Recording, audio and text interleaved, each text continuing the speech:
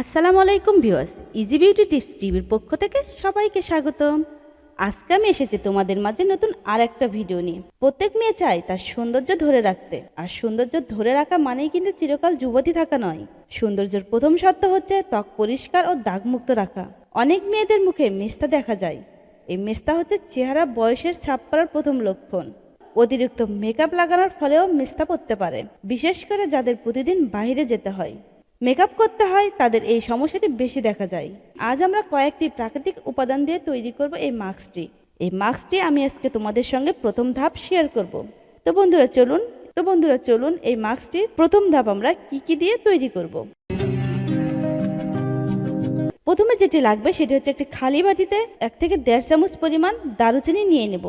দারুচিনি তোমরা সবাই চেনো, যেটি আমরা রান্নাঘরে ব্যবহার করি এবং মশলা হিসেবে। আমার হাতে যেটি দেখতেছ সেটি হচ্ছে দারুচিনি। এটি আমি গুঁড়ো করে 1 থেকে 1.5 চামচ পরিমাণ নিয়ে নিছি আমার মুখ অনুযায়ী। তোমরা চাইলে তোমাদের মুখ অনুযায়ী কমিয়ে এবং বাড়িয়ে নিতে পারো।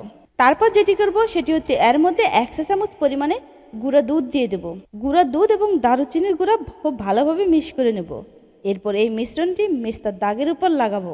এরপর 15 মিনিট অপেক্ষা করে শুকিয়ে এলে এটি ঠান্ডা পানি দিয়ে আলতো করে ঘষিয়ে তুলবো। এটি প্রতিদিন ঘুমানোর আগে ব্যবহার করলে দ্রুত মেস্তা চলে যাবে। এটা ছিল আমার মেস্তা দূর করার প্রথম টিপস।